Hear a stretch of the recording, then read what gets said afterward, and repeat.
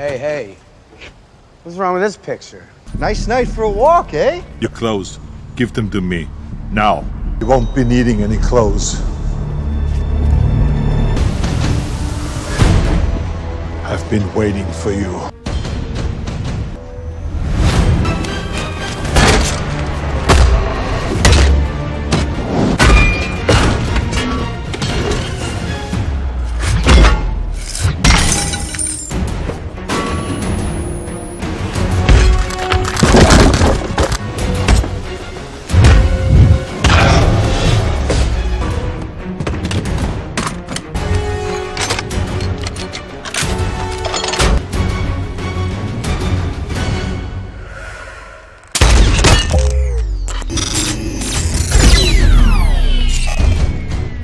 Kamusta kayong lahat? Nandito na naman tayo sa Filipino Chill Recap.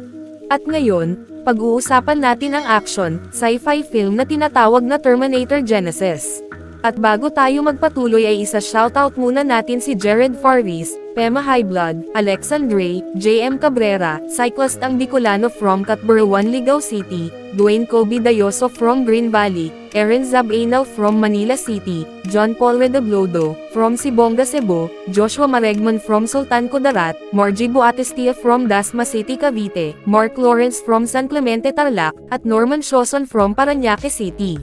Kung meron kang maliit na negosyo o tindahan, pwede mong gamitin ang Pandan POS app.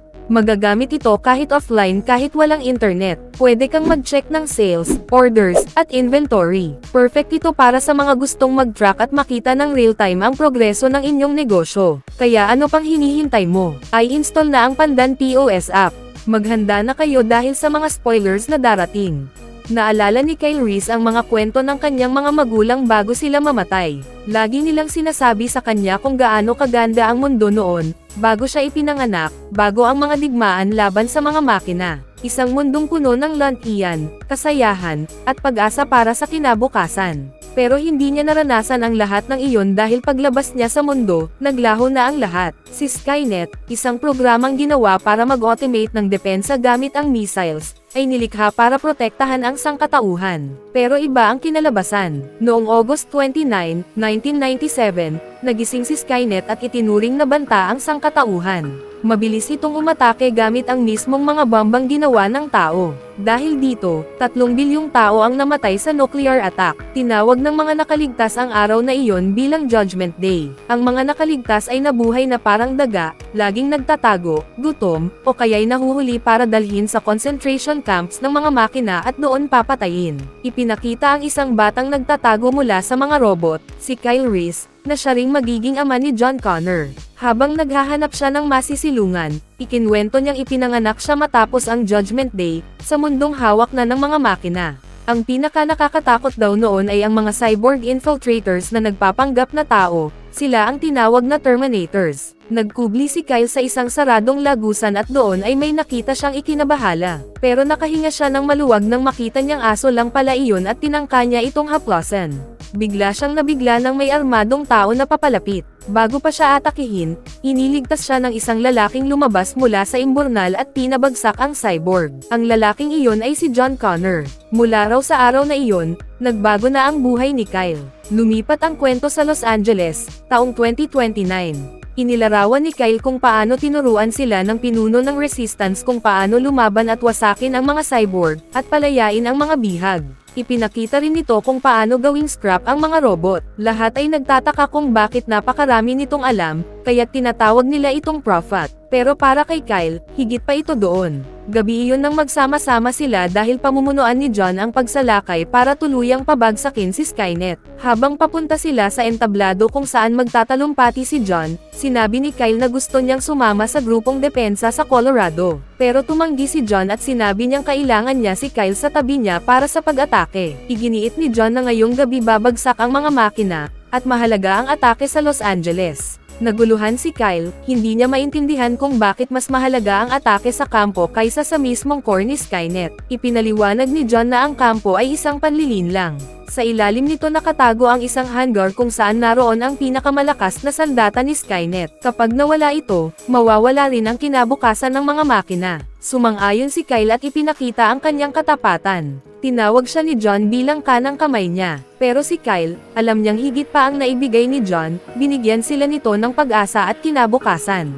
Naisip tuloy niya ang sarili niyang hinaharap at umamin na kapag natapos ang digmaan, hahanapin niya ang kanyang mga magulang. Si John naman, nagsabing hindi pa niya iniisip kung ano ang gagawin kapag natapos ang lahat, ngunit nagbalik tanaw siya sa dami ng mga namatay para makarating sila sa puntong iyon. Kung may ibang paraan para maiwasan ang sakripisyo, pipiliin niya iyon. Habang nag-iisip si Kyle, tinitigan niya ang litrato ng isang magandang babae, si Sarah Connor. Doon niya naranasan ang kakaibang damdamin para sa kanya. Samantala, nagtalumpati si John sa tropa ng Resistance. Sinabi niyang minamaliit sila ni Skynet pero ito na ang huling laban. Kapag natalo sila, mamamatay din ang sangkatauhan. Sinimulan ng grupo ang pagsalakay gamit ang mga truck, isa rito'y minamaneho ng robot na kontrolado ni Kyle. Pero nadiskubre ito ng isang T-800 at agad pinaputukan. Doon na ibinigay ni John ang utos para umatake. Samantala, nagpadala si Skynet ng isang T-800 pabalik sa 1984 upang patayin si Sarah Connor, ang ina ni John. Sa labas ng base, matinding labanan ang naganap. Nakaharap nina John at Kyle ang isang T-70 habang sinusubukang makapasok sa hangar. Biglang nag-shutdown lahat ng makina matapos wasakin ang control center ni Skynet sa Colorado. Pero huli na, nakapagpadala na ito ng Terminator sa nakaraan. Pagpasok nila sa hangar, nadiskubre nila ang time machine na ginamit na ni Skynet. Lumipat ang eksena sa 1984, sa Los Angeles, kung saan isang basurero ang nagronda. Bigla siyang nakakita ng maliwanag na flash mula sa magnetic sphere, dumating ang T-800 sa kasalukuyan. Balik sa 2029, matapos ang laban, kinumpirma ni John na nakapagpadala si Skynet ng Terminator sa nakaraan. Alam niyang kapag napatay si Sarah Connor, hindi siya mabubuhay, at mawawala rin ang lahat ng tagumpay nila. Walang magiging resistance, at magwawagi ang mga makina. Tanging paraan para maiwasan iyon ay magpadala rin ng tao pabalik para protektahan si Sarah Connor. Pinili ni John na si Kyle ang ipadala. Habang naghahanda, tinanong ni Kyle kung paano nalaman ni John ang petsa, ang time machine, at ang pagbagsak ng mga makina ngayong gabi. Ngumiti si John at inamin na niloko lang niya ito. Ipinakita niya na ang lahat ng nalalaman niya ay itinuro ng kanyang ina na si Sarah noong bata pa siya.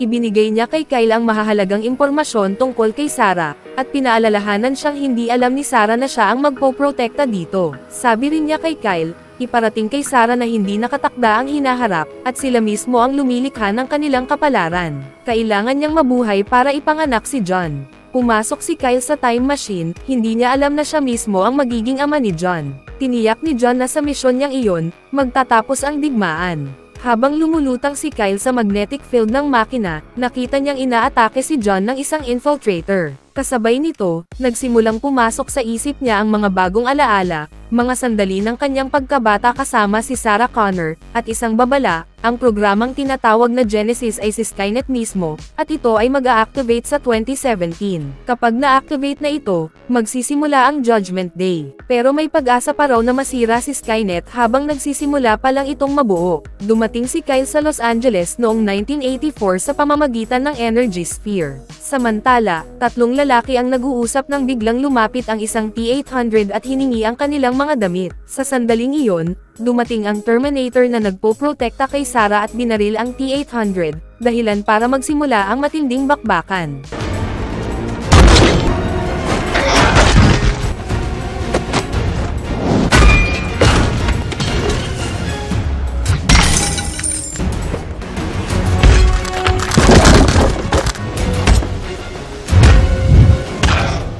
Sumali si Sarah na armado ng rifle at siya mismo ang nakapagtambol sa T-800, sabay pasalamat sa kanyang kakampi. Samantala, nagnakaw si Kyle ng pantalon mula sa isang palaboy pero agad siyang hinabol ng isang pulis na nagpakilalang T-1000. Ang modelong ito ay gawa sa likidong metal na parang mercury, kaya nitong mag-self-repair gamit ang nanochips. Ginawa nitong espada ang kanyang braso at inatake si Kyle, pero nakatakas ito matapos siyang barilin. Nagkubli si Kyle sa isang tindahan, pero nasa likuran pa rin niya ang T-1000. Sinamantala niya ang pagkakataon para kumuha ng damit at sapatos bago muling tumakas. Nahuli siya ng 2 pulis, at kahit binalaan niya sila na may papatay sa kanya, ikanadina pa rin siya ng mga ito. Biglang umatake ang T-1000, pinatay ang isang pulis habang ang isa naman ay nagpaputok ng baril. Nang maubusan ito ng bala, tumakas siya kasama si Kyle. Doon ipinaliwanag ni Kyle na isa itong nakamamatay na makina. Dahil dito, tinanggal ng pulis ang posas kay Kyle at agad itong lumaban pabalik. Eksaktong dumating si Sarah sakay ng truck at binangga ang Terminator. Pinilit niyang isakay si Kyle kung gusto nitong mabuhay. Habang nagmamaneho, gulong-gulo pa rin si Kyle at sinusubukang intindihin ang nangyari. Ipinaliwanag ni Sarah na kayang baguhin ng T-1000 ang itsura nito kapag hinawakan ang isang bagay. Idinagdag pa niya na ipinadala ito ng leader ng resistance na si John, pero hindi niya binanggit na anak niya ito. Sinabi rin ni Sarah na nagbago na ang lahat. Ang Terminator na ipinadala ni Skynet para patayin siya ay na-neutralize na niya kasama ng kanyang mga kaibigan. Pero nang makita ni Kyle ang T-800 sa likod ng truck, agad niya itong binaril dahil akala niya isa ring mamamatay. Bumagsak siya matapos siyang desarmahan at bugbugin. Habang nawalan siya ng malay, ipinagpatuloy ng T-800 ang pagmamaneho at tinanong si Sarah kung kamusta si Kyle. Nang malamang ayos lang ito, sinabi ng T-800 na dapat gamitin ang pagkakataon para makapiling niya si Kyle dahil alam nitong magiging anak nila si John Connor at kung wala siya, hindi matatalo ang mga makina. Pagmulat ni Kyle, nagdemand siya ng paliwanag. Naguguluhan siya sa presensya ng mga Terminator at tinawag pa niyang Grandpa ang T-800. Ipinaliwanag ni Sarah na na-reprogram ito at tumanda na rin ang human tissue matapos ang maraming taon. Nabubuhay pa raw siya ngayon dahil sa kanya, dahil noong 9 na taong gulang siya, iniligtas siya ni Grandpa. Sinabi ng T-800 na inatasan itong protektahan si Sarah Connor, pero nang tanungin ni Kyle kung sino ang nag-reprogram dito, sinabi nitong wala siyang record kung sino, pero malinaw na gusto ng kung sino man na manatiling buhay si Sarah. Biglang nakaramdam ang T-800 ng presensya ng T-1000 at itinapon ito mula sa truck. Bahagyang napangiti ito at sinabi, Old, not obsolete. Ipinahiwatig niyang nasundan na sila. Hindi pa alam ni Kyle na siya ang ama ni John. Sinabi niya kay Sarah na hindi ito ang tunay na misyon, pero sagot ni Sarah ay hindi niya kailangan ng pagliligtas. May bago raw silang misyon, baguhin ang nakaraan para hindi na kailanman mangyari ang Judgment Day. Iginiit ni Kyle na dapat nilang patayin si Skynet bago pa ito ipanganak, bagay na ikinagulat ni Sarah. Biglang sumulpat muli ang T-1000 at nagkaroon ng matinding labanan.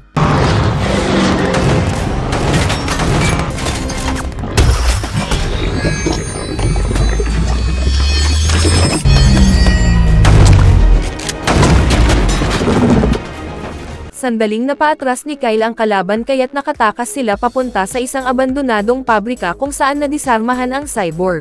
Ikinwento ni Kyle na bago pa siya sumama kay John, inatake na siya ng Terminator, kaya hindi niya alam kung buhay pa si John. Sa mismong sandaling iyon, muling umatake ang T-1000 at tinaga niya muli si Grandpa para labanan si Kyle.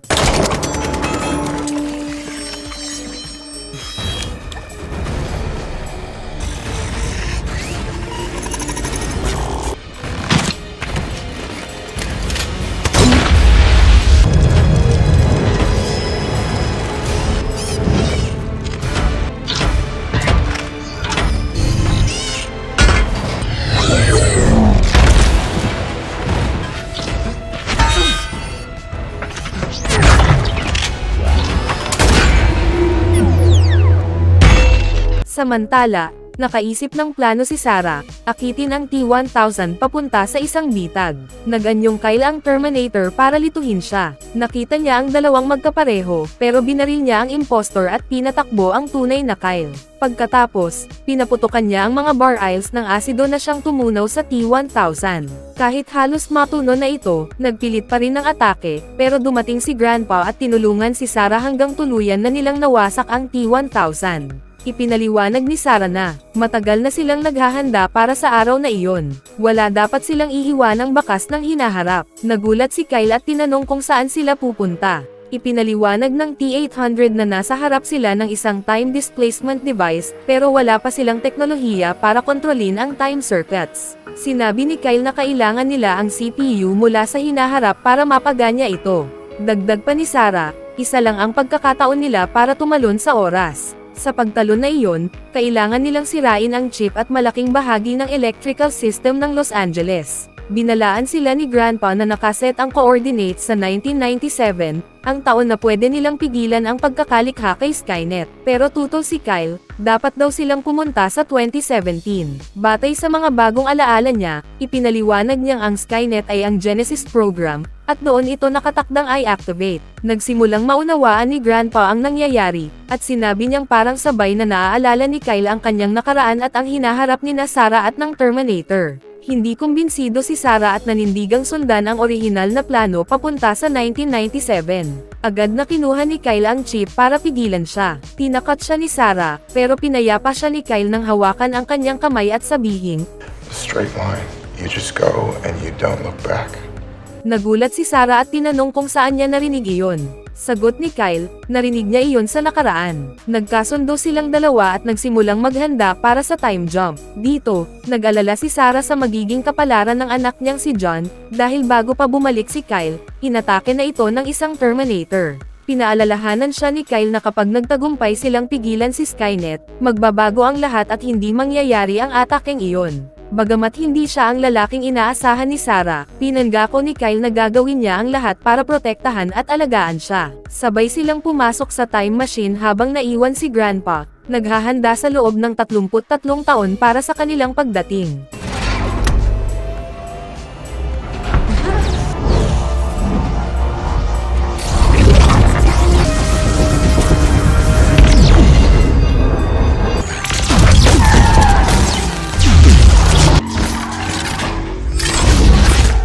Paglapag nila sa 2017, pareho silang hubad na napunta sa gitna ng kalsada sa San Francisco. Nabundol ng kotse si Kyle at agad silang inaresto ng mga pulis. Samantala, palihim na minamanmanan sila ni Grandpa. Habang dinadala sila sa ospital dahil sa pinsala, ikinwento ni Sarah na noong 1973, ipinadala si Grandpa para protektahan siya mula sa T-1000. Naalala niya noong bata pa siya, hinawakan ng kanyang ama ang kanyang kamay at sinabing lumangoy lang ng diretso, huwag lumingon. Nagulat siya nang maalala niyang eksakto ring sinabi iyon ni Kyle. Pero sa kabila ng lahat, hindi pa rin lubusang nagtitiwala si Kyle kay Grandpa. Para sa kanya, isa pa rin itong Terminator na maaaring biglang bumaliktad laban sa kanila. Ipinaliwanag ni Sarah na siya mismo ang pinalaki ng makinang iyon at dahil dito natutunan niyang pumatay ng cyborg at mabuhay sa gitna ng nuclear apocalypse. Sa parking lot ng ospital, dumating sina Lieutenant Matias at Detective Chun na nagdududa na sina Sarah at Kyle ay mga terorista. Biglang dumating si Detective O'Brien at nagbabala na lumabas ang dalawa mula sa magnetic sphere, patunay ng kanyang investigasyon sa nakalipas na 30 taon. Sa loob ng ospital, narinig ni Sarah ang isang doktor na nag-uusap tungkol sa Genesis, isang operating system ng Cyberdyne Corporation na malapit ng ilabas. Isa itong sistema na sasama sa lahat ng computer, mobile devices, at military applications. Habang iniimbestigahan sina Kyle at Sarah tungkol sa kawalan ng record ng kanilang pagkatao, kinilala sila ni O'Brien at alam niyang mga bihero sila mula sa nakaraan. Biglang nagtalo sina Sarah at Kyle para makahanap ng pagkakataong makatakas. Sa mismong oras na iyon, dumating si John at nagpakilalang isang espesyal na ahente ng gobyerno, tinulungan silang tumakas. Pagdating sa parking lot, napansin ni Kyle na anak niya si John nang aksidente niya itong matawag na, anak. Biglang dumating si Grandpa at agad pinaputukan si John. Why did you do that? Because he's a killer! Pops! John! Let him go.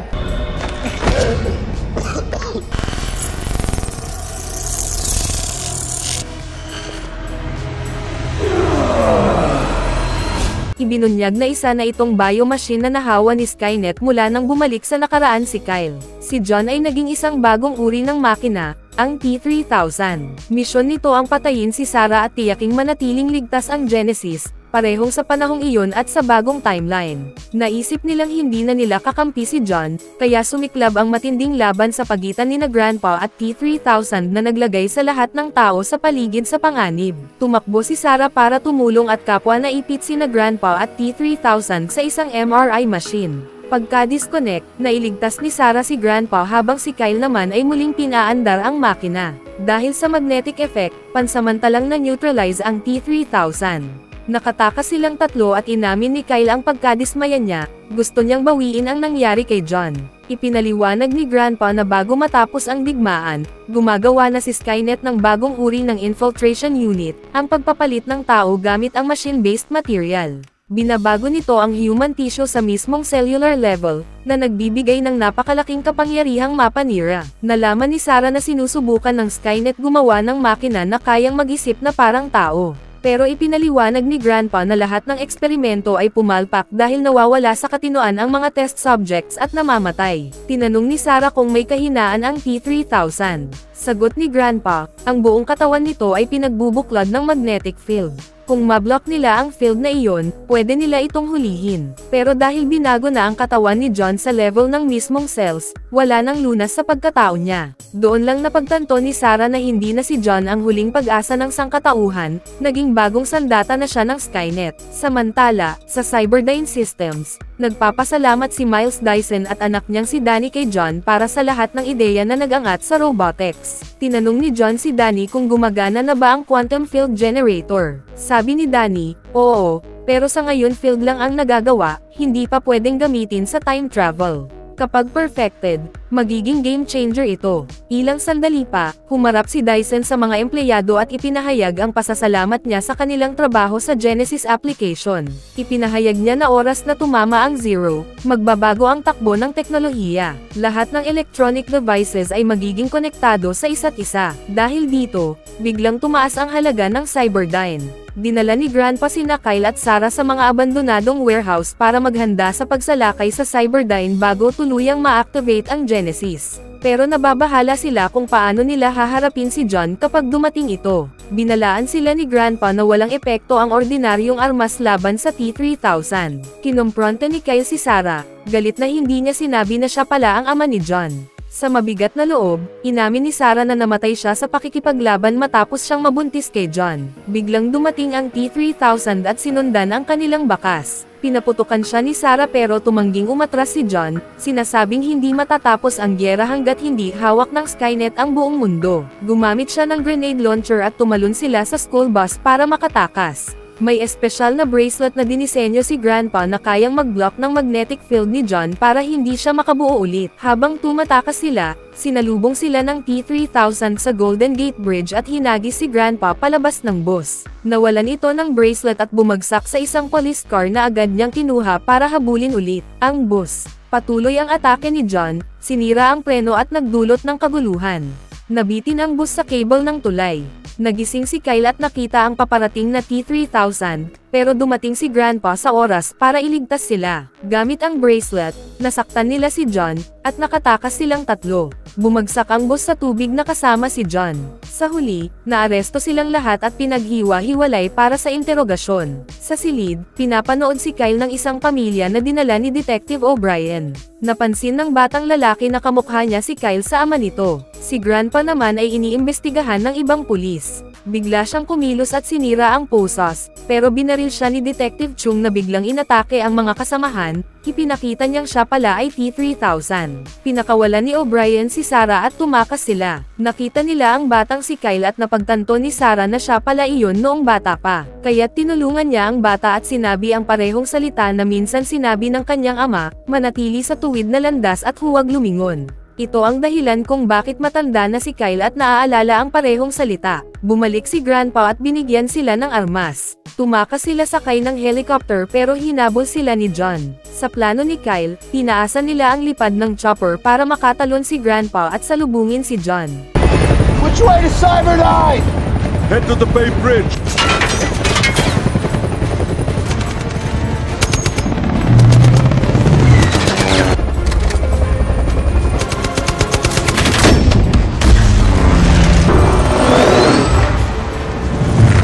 He's getting at us! All right, Sarah, I need you to back him off so I can get above him.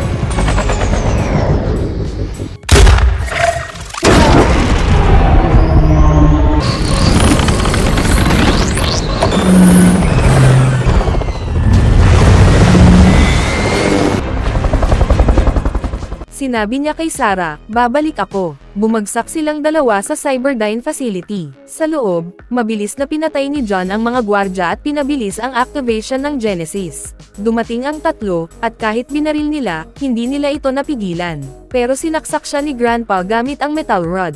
Ipinaliwanag ni Grandpa na habang nag-i-evolve ang Skynet, bumibilis ang countdown.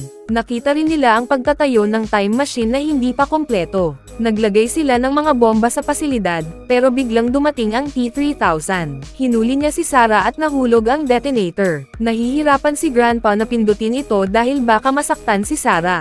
Handa si Kyle na gawin ito, pero umatake si John at nagpatuloy ang mabangis na laban.